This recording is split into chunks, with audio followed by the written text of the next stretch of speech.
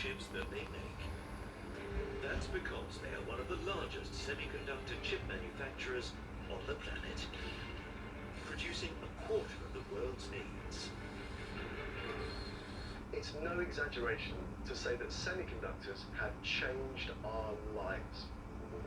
You'll find their chips in everything from televisions to high-powered laptops, and the very latest in virtual reality tech.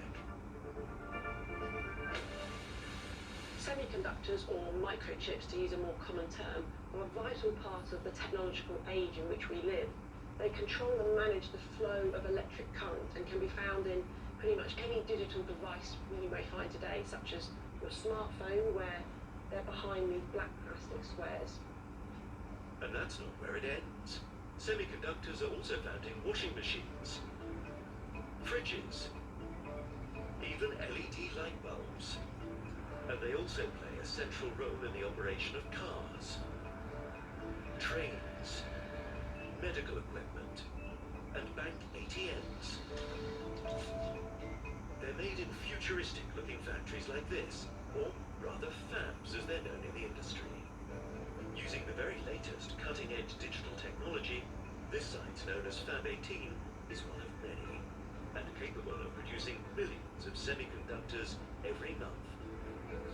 Many containing components just 5 nanometers in size. That's 18,000 times smaller than the width of a human hair. Meaning this factory is most certainly a technology super factory. The manufacturing of the semiconductor begins with the silicon wafer.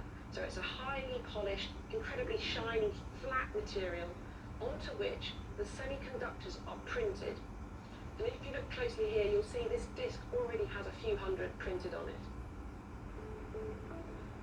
The semiconductors are printed onto the wafers in a specialized area of the factory called the clean room. Incredibly spotless. It's a fully automated zone. To prevent foreign bodies entering, huge filtration systems clean the air, and workers wear specialist clothing.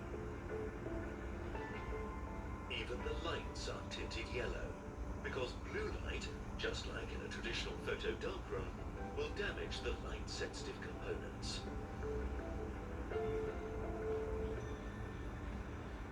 The manufacturing of wafers is extremely precise and controlled. Remember, we're talking about manufacturing at the nanoscale here. If you enter a foreign body, such as a speck of dust onto a wafer, it could render it useless.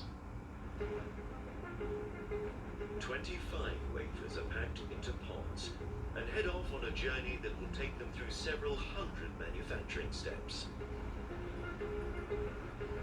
The pods travel on rails in the ceiling, carrying the wafers around the plant. Between all the automated devices in this facility, they travel hundreds of thousands of kilometers a day. The wafers are fed into a cutting-edge lithograph, where extreme ultraviolet light is used to print on the design, creating a template. The wafers continue on their journey through specialist machines, which etch patterns and slowly build up layer upon layer of individual parts. The most important being transistors, measuring as little as 5 nanometers. Transistors are what lead innovation in semiconductors.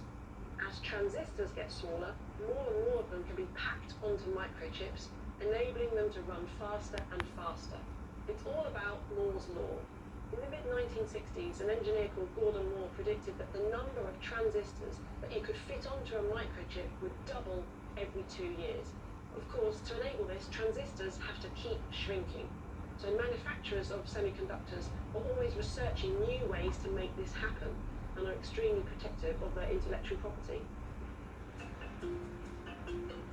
In the past 10 years alone, the size of the transistors have reduced by more than 80%. Dealing with production at a microscopic level does have its challenges. Not only could human interference bring dirt into the process, but human hands aren't capable of manipulating the impossibly small objects. To combat this, the factory uses specialist cleanroom robots. With fewer moving parts than normal robots, and even vacuum suckers built into their arms to remove contaminants, they're responsible for printing up to 100 billion transistors on each wafer. The accuracy to which they're operating and assembling is astonishing. We're talking atomic structures that are not even visible with a light microscope. The next stage is ionization, which helps direct electricity around the microchips using copper. Then the wafer is covered with a protective layer, which keeps the tiny components safe. Semiconductors really hit the headlines in 2021. When the world woke up after COVID, there was a huge demand for electrical devices, and manufacturers just couldn't keep up. That means that there's been a huge wait for cars, kitchens, and other electrical appliances. In the last 5 years alone, demand for semiconductors has increased by around 60%. To cope with this huge surge in demand, TSMC is building new factories in Asia and North America. And there are plans to invest billions more dollars in the years to come to increase capacity and fund research.